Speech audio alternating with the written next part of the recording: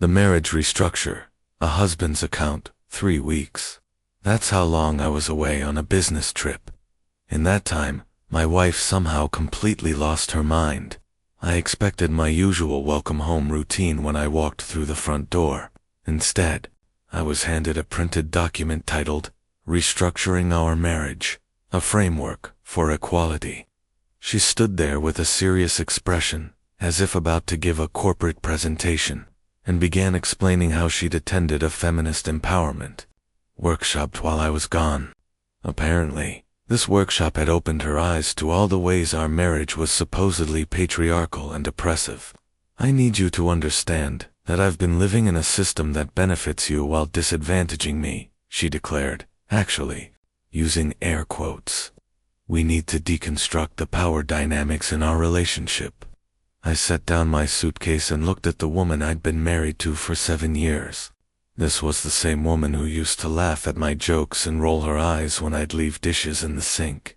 Now, she stood there with a 3-page document explaining why our entire relationship needed to be rebuilt from scratch. The first page outlined emotional labor redistribution, according to her new enlightenment. I had benefited from her invisible work, while contributing nothing but financial support.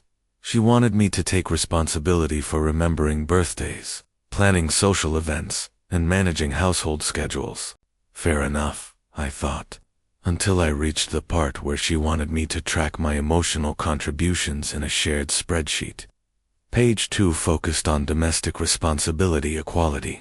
Every single household task had been categorized, weighted by difficulty and time investment, then divided exactly in half. Cooking was now split by days of the week. Cleaning was divided by rooms. Even grocery shopping had been broken down into a rotation system. She'd literally created a chore chart, as if we were college roommates. But page 3 was where things got truly interesting. This section, titled Deconstructing Masculine Privilege, was essentially a list of ways I needed to change how I communicated, made decisions, and even how I sat on the couch. Apparently, manspreading was now a violation of shared space equity.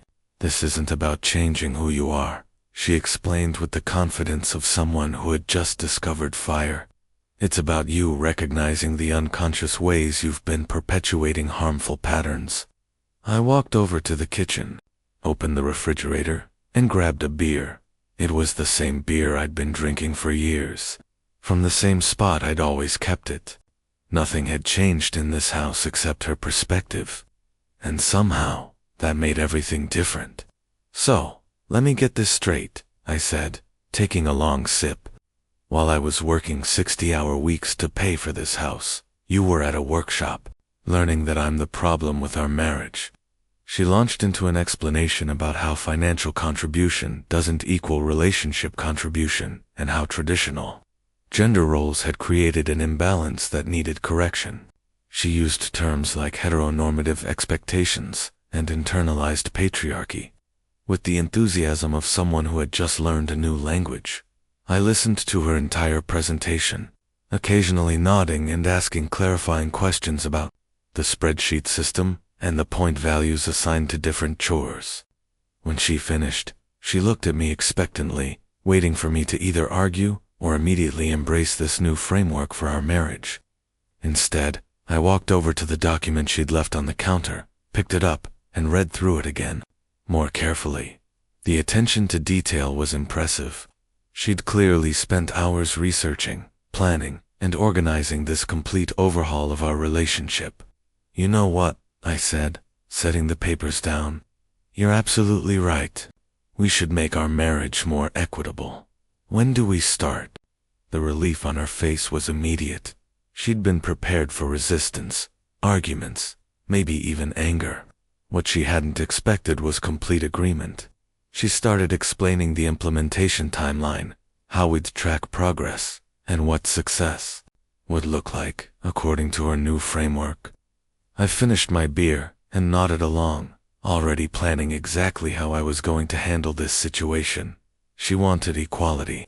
She was about to get more equality than she'd ever bargained for. She wanted to apply feminist theory to our marriage. Perfect. I was about to apply male reality to her expectations. The next morning would be interesting. The next morning arrived with the sound of her alarm at 6:30. Not my alarm, but hers. According to the new system, we were each responsible for our own wake-up routines.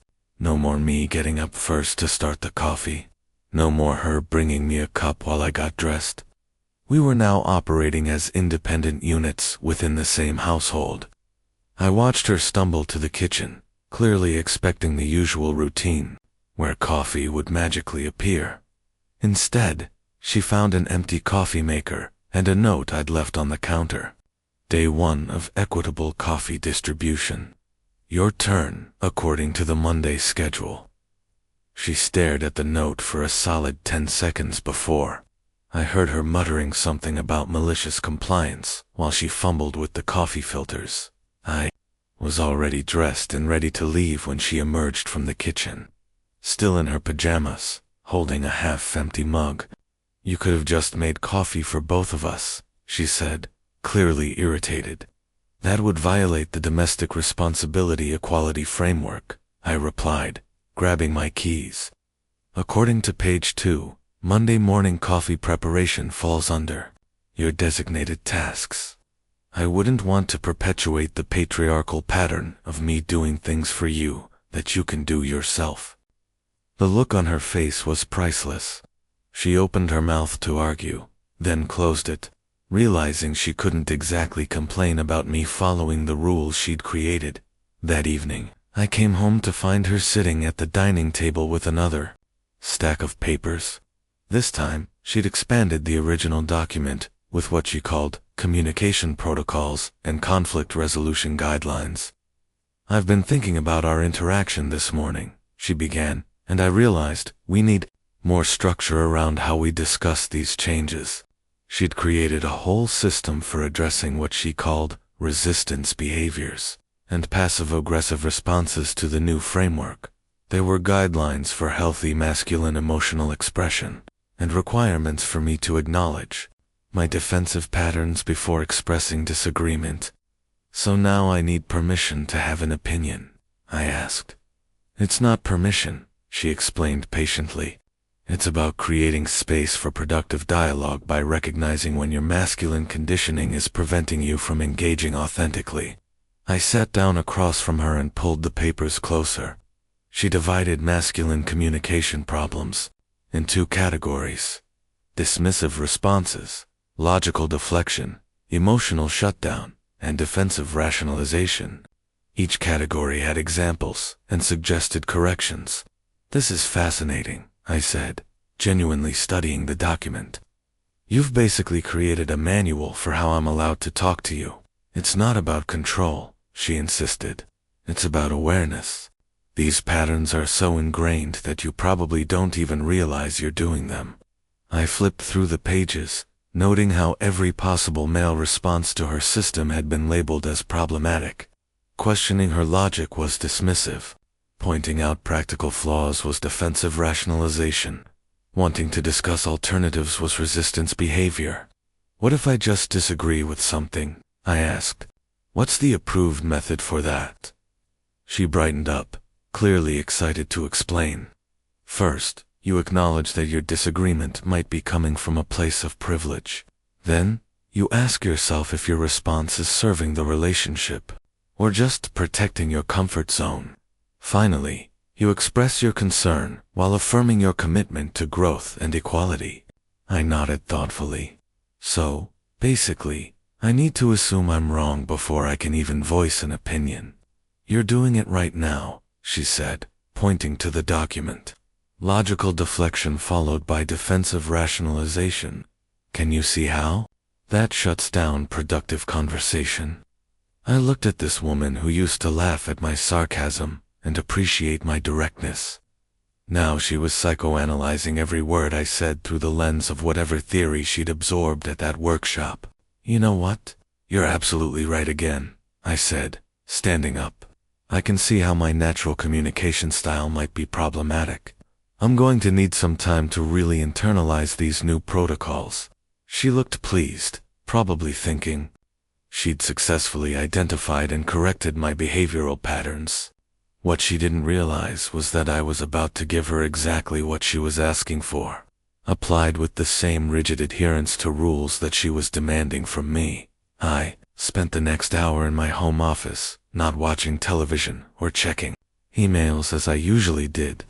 Instead, I was creating my own document. If she wanted to restructure our marriage based on theoretical frameworks, I was going to introduce her to some theories of my own.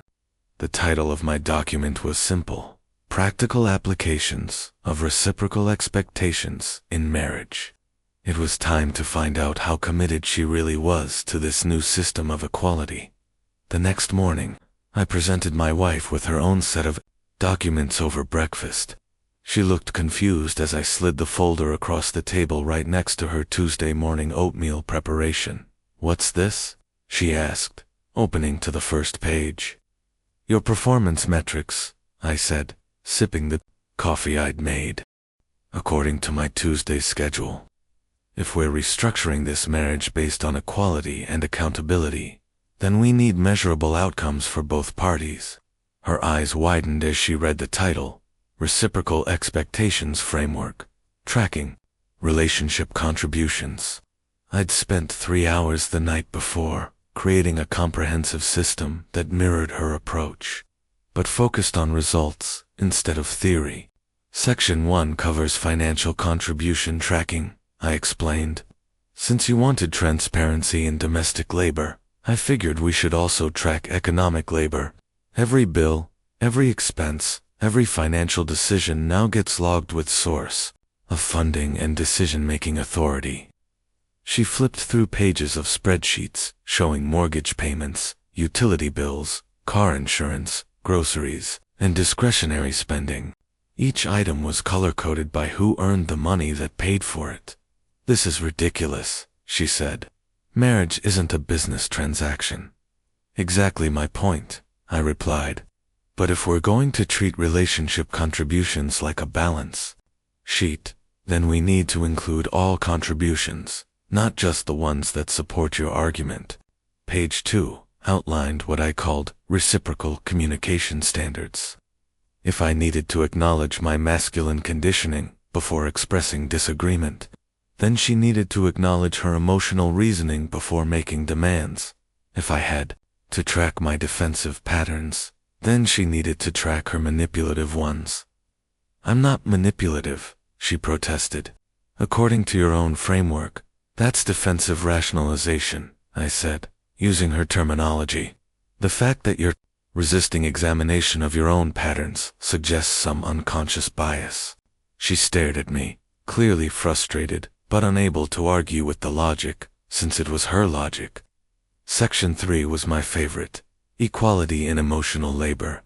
If she wanted me to remember birthdays and plan social events, then she needed to take equal responsibility for lawn care, car maintenance, and household repairs. If emotional labor was truly labor, then all labor should be equally valued. "You can't seriously expect me to change the oil in the car," she said. "Why not? It's just labor." According to your workshop materials, gender-based task assignment is a patriarchal construct. Are you saying there are some jobs that are naturally better suited to men? She opened her mouth to argue, then closed it. She'd painted herself into a corner with her own ideology. The final section was what I called accountability metrics. Every failure to meet the new standards would be documented. Every instance of applying different rules to different people would be noted. Every time she expected me to change, while remaining unchanged herself, would be recorded. "This is petty," she said, pushing the folder away. "This is equality," I corrected. "You wanted to eliminate imbalance in our relationship. I'm just making sure the balance goes both ways." That afternoon, I implemented the system with the same enthusiasm she'd shown for her feminist framework. When she asked me to pick up her dry cleaning because she was running late, I referred to the reciprocal expectations document and politely declined, since it wasn't Tuesday, my designated day for errands. When she suggested we order pizza because she didn't feel like cooking, I reminded her that emotional labor included meal planning, and that changing the plan last minute would need to be tracked as a deviation from the agreed-upon schedule by evening. She was clearly frustrated with how rigidly I was applying the rules. She wanted to discuss modifying the system, but according to her communication protocols, she first needed to acknowledge that her resistance might be coming from a place of privilege and examine whether her concerns were serving the relationship or just protecting her comfort zone. "This isn't what I meant," she finally said after struggling through the required self-examination framework. "What did you mean?" I asked, genuinely curious. "I meant that you should be more aware of how you contribute to the relationship. I didn't mean we should turn everything into a competition." "But that's exactly what you created," I pointed out. "You divided our marriage into categories, assigned point values, and created accountability measures. The only difference is that I'm applying the same standards to both of us instead of just to me." She sat quietly for a moment, staring at the papers scattered across the dining table, the spreadsheets, the tracking systems, the communication protocols, all of it designed to fix problems that hadn't existed until she decided they did. "Maybe we should just go back to how things were," she said quietly. "Which part?" I asked. "The part where I was unconsciously oppressive, or the part where you were unconsciously oppressed? According to your framework, we can't unknow what we now know." She looked exhausted, and for the first time since I'd gotten home from that business trip, I saw a glimpse of the woman I'd married, the one who understood that relationships work through mutual respect and natural balance, not through rigid theoretical frameworks. But we weren't there yet. She still needed to understand that equality can't be mandated through documentation and tracking systems. Real partnership develops organically through two people who respect each other enough to work together instead of against each other. The lesson was just getting started. By Thursday morning, the cracks in her theoretical paradise were starting to show. She'd spent 2 days trying to navigate her own system while simultaneously dealing with mine, and the cognitive dissonance was clearly getting to her. I found her in the kitchen, staring at the calendar where she'd color-coded all our responsibilities: red for her tasks, blue for mine, green for shared duties. The problem was that reality doesn't follow color-coded schedules, and life had started throwing curveballs at her perfect system. "The washing machine is making that noise again," she said, without looking up from her coffee. "Thursday appliance maintenance falls under your technical responsibility cluster," I replied, checking my phone while eating the breakfast I prepared according to my assigned day. Page 4, Section C. "I don't know how to fix washing machines. Neither did I when I learned. YouTube has excellent tutorials. Very empowering, actually." She shot me a look that could have melted steel. "You know I can't fix that. You've always handled the mechanical stuff because you've always assumed I would," I said. "But assuming that certain tasks are naturally mine based on my gender is exactly the kind of unconscious bias your workshop was designed to eliminate." She opened her mouth to argue, then stopped. She was learning that every complaint she made could be turned back on her, using her own framework. The washing machine continued its ominous grinding sound in the background. That evening, she tried a different approach. Instead of demanding I fix the washer, she suggested we collaborate on finding a solution. This was her attempting to use the communication protocols she'd established, approaching the problem through approved channels. "I've been thinking about how we might modify our framework to be more practical," she began carefully. "Maybe some tasks could be assigned based on existing skill sets, rather than strict equality." "That's interesting," I said, not looking up from the reciprocal expectation spreadsheet I was updating. "Are you suggesting that natural aptitude should override ideological purity?" "I'm suggesting that maybe some flexibility would make the system work better." "Flexibility for whom?" I asked, finally giving her my full attention. "Because it sounds like you want flexibility when the system disadvantages you, but rigid adherence when it disadvantages me." She was quiet for a moment, clearly trying to find a response that wouldn't contradict her own rules. I just think we need to be practical about implementation. I agree completely, I said. So, let's be practical. The washing machine is broken. According to your system, it's your responsibility. According to practical reality, you don't have the skills to fix it. What's your proposed solution? You could teach me, she suggested. Hopefully, I could, I agreed. But that would require me to do additional emotional labor by planning and executing a teaching session, which would need to be balanced somewhere else in the system. What are you prepared to take on in exchange? Her frustration was becoming visible. She'd created a system designed to hold me accountable for everything. But now that same system was holding her accountable, and she didn't like it. This is ridiculous, she finally snapped. We're married. We're supposed to help each other. Exactly, I said quietly. We're supposed to help each other, not restructure each other according to theoretical frameworks that ignore how we actually function as a team. She stared at me, and I could see the wheels turning. For the first time since this whole thing started, she was beginning to understand what I'd been trying to show her. Marriage isn't a social experiment, I continued. It's two people figuring out how to build a life together, using their individual strengths and covering each other's weaknesses. You took a system that was working and tried to fix it, with theories created by people who've probably never successfully maintained a long-term relationship. The workshop leader has been married for 15 years, she said defensively. To the same person. She paused. Well, no, but she's learned from her mistakes. Has she? I asked. Or has she just developed increasingly complex theories to explain why her relationships keep failing? The washing machine chose that moment to make an especially loud, grinding noise, as if punctuating my point. She looked toward the laundry room, then back at me, then down at all the papers and spreadsheets covering our dining table. I just wanted things to be more fair, she said quietly. Things were fair, I replied. They just weren't equal, and those aren't the same thing. Fair means everyone contributes according to their abilities and receives according to their needs. Equal means everyone does exactly the same thing, regardless of whether it makes sense.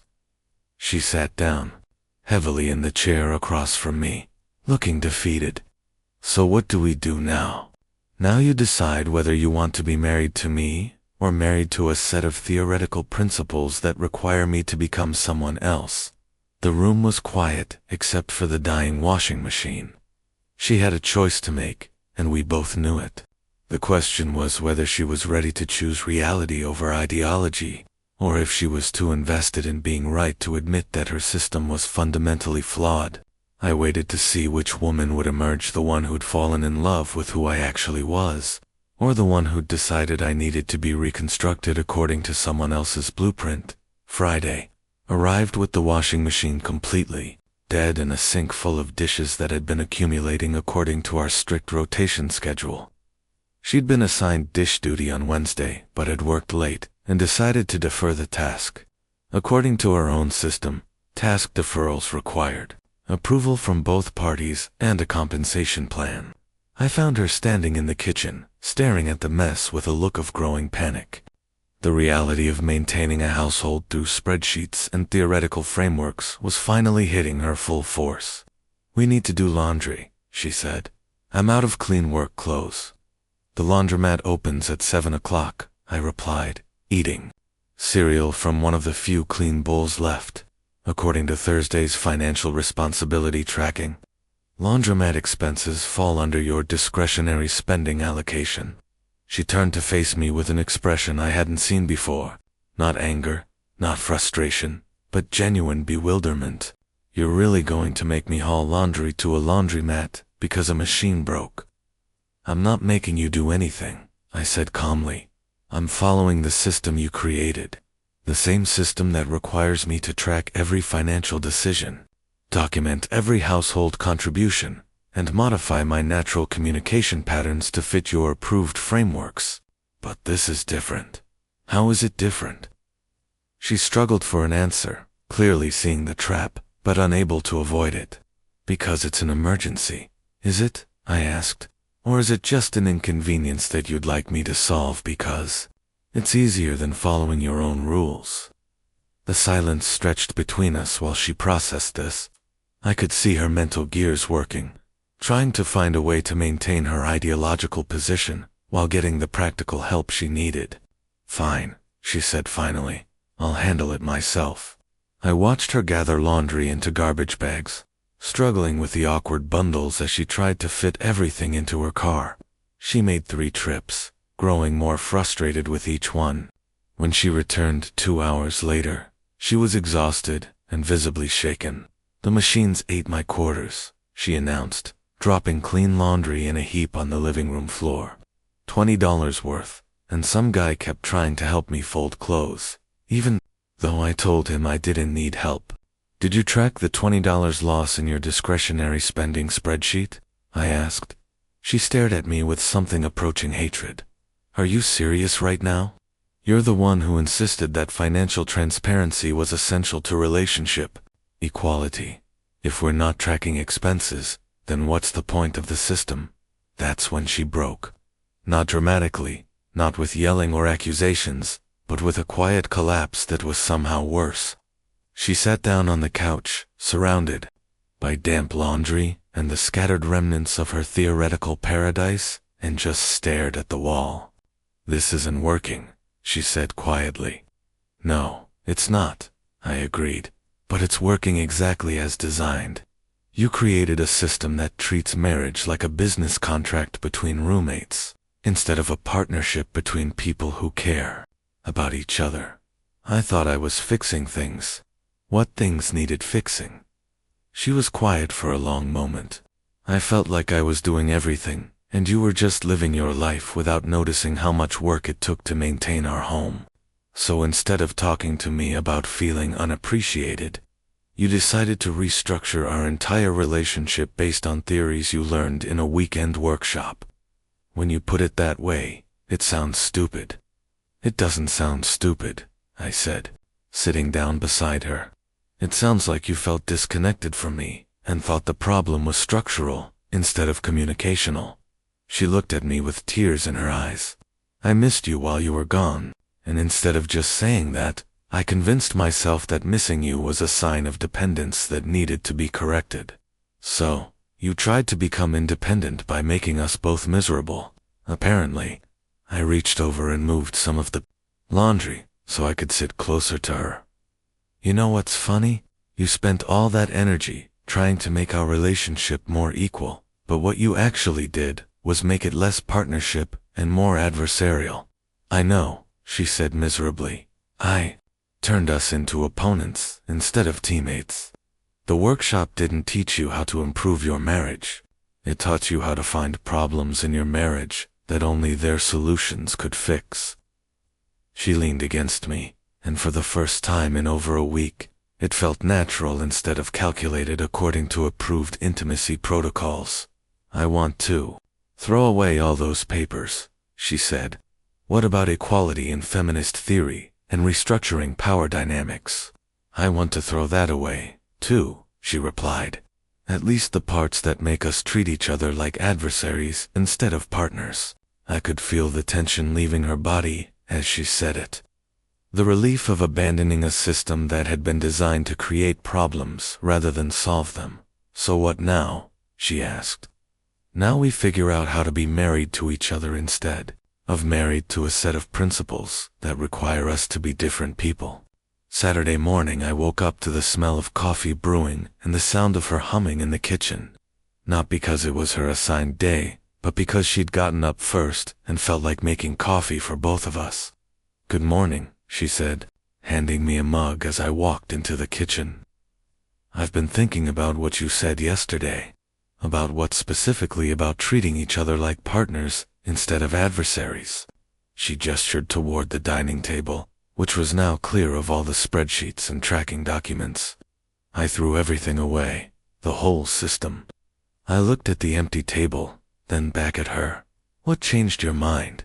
Sitting in that laundromat yesterday, watching other couples help each other with simple tasks, while I struggled alone because of rules I'd created. She shook her head. I realized I'd turned our marriage into a prison where neither of us could be spontaneous or generous, without violating some theoretical principle. And now I want to fix the washing machine together. Not because it's a chore for anyone, but because we both need clean clothes, and you know how to fix things. I smiled. That sounds suspiciously like traditional gender roles. Maybe. Some traditions exist because they work, not because they're oppressive. She sat down across from me. I spent so much energy trying to prove that our natural dynamic was wrong that I forgot to ask whether it was actually working for us. Was it working for us? She considered this carefully. Yes, but I wasn't acknowledging that it was working. I was looking for problems instead of appreciating what we had. So what do you want now? I want to be grateful when you fix things, instead of resentful that I can't. I want to cook dinner when I feel like cooking, instead of when a spreadsheet tells me to. I want to ask for help without it being a political statement. And what do you want from me? I want you to notice when I do things that make your life easier, and I want you to tell me when you appreciate it. Not because equality demands recognition, but because appreciation feels good. I reached across the table and took her hand. I do appreciate what you do. I always have. I just assumed you knew. But I didn't know that until I convinced myself that appreciation was a form of patriarchal conditioning designed to keep me satisfied with an unequal arrangement. That workshop really did a number on you. That workshop taught me to see problems everywhere instead of solutions anywhere. She squeezed my hand.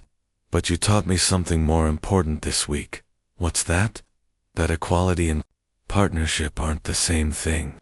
Partnership means we each contribute what we're good at and support each other where we're weak. Equality means we both have to be good at everything, which just makes us both mediocre at most things. I stood up and kissed her forehead. So, we're done with feminist theory. We're done with letting theory override reality, she corrected. If theory makes our lives worse instead of better, then the theory is wrong, not our lives. Good. Now, let's go fix that washing machine together. Together. Not because a spreadsheet says so, but because that's what partners do. As we walked toward the laundry room, I realized that the woman I'd married was still there, underneath all the ideology and theoretical frameworks. She just needed to remember that love isn't something you restructure according to external principles. It's something you build together day by choosing each other over and over again. The washing machine turned out to be a simple belt replacement. 20 minutes, $15, and we were back in business. No documentation required. Our story has come to an end. If you've made it this far, how about subscribing to our channel? It helps us immensely. I've selected 2 other videos for you that I'm sure you'll enjoy. Feel free to click on them. I'll be waiting for you in the next story. See you soon.